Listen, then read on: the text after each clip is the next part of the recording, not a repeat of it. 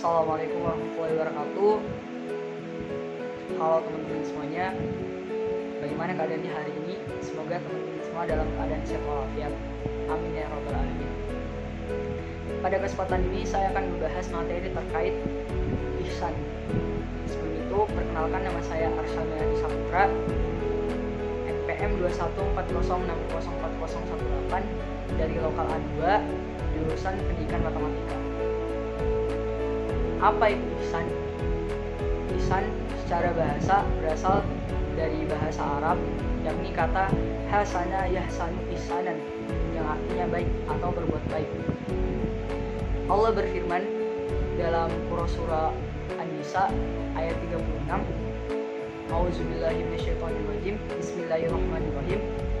Wa'budullaha wa la tusyriku bihi syai'an wa bil walidaini ihsana wa bizil qurba wal yatamu masakin.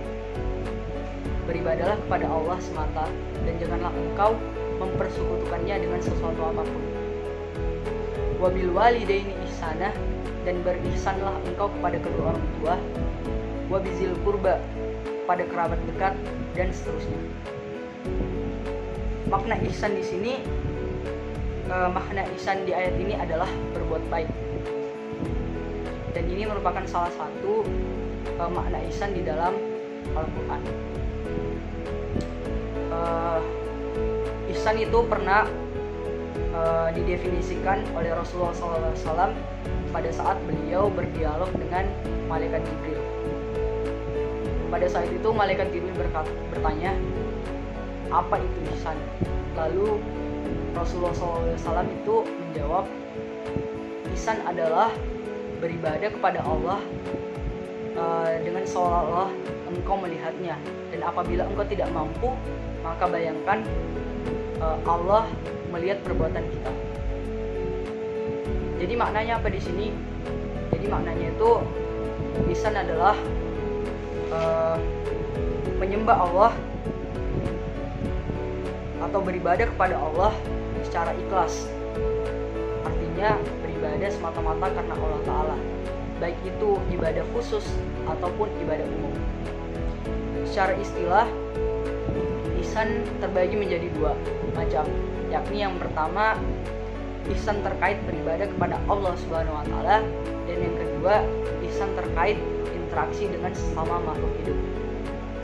Nah, pada kesempatan ini saya akan mempraktekkan ihsan yang kedua, yaitu terkait interaksi dengan sesama makhluk hidup, yaitu menjenguk orang yang sakit atau menjenguk teman yang sakit.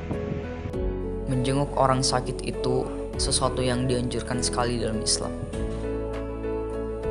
Bahkan disebutkan dalam hadis Nabi SAW bahwa Rasulullah SAW bersabda bahwa orang yang sedang menjenguk orang sakit itu berada di dalam taman-taman surga,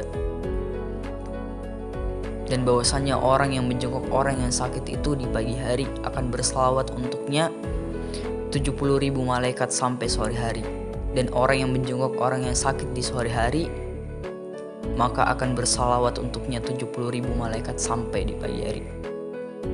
Bahkan pada hari kiamat Allah akan menegur orang yang tahu saudaranya sakit tapi tidak dikunjungi. Allah berfirman kepada si hamba ini, wahai hambaku, dahulu di dunia aku sakit.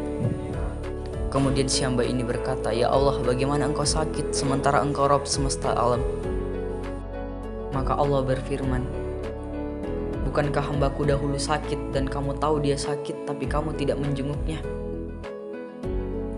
Kalau kamu jenguk pasti kamu akan dapatkan aku di sisinya. Sebagai kesimpulan, di mana menjenguk orang yang sakit itu merupakan termasuk hak kaum muslimin sesama Islam, dan di mana menjenguk orang yang sakit itu memiliki banyak sekali keutamaan.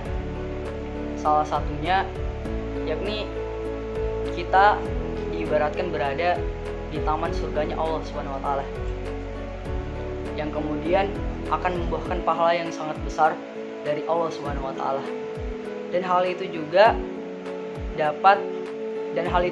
merupakan waktu yang tepat untuk kita untuk bersyukur kepada Allah Subhanahu wa Ta'ala, serta dengan kita menjenguk orang yang sakit, Allah Subhanahu wa taala akan mempermudah urusan dunia kita. Maka janganlah berat kaki kita untuk menjenguk teman-teman kita, saudara-saudari kita yang sedang sakit.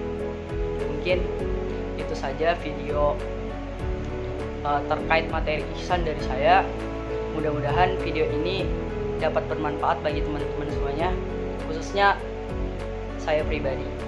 Wassalamualaikum warahmatullahi wabarakatuh.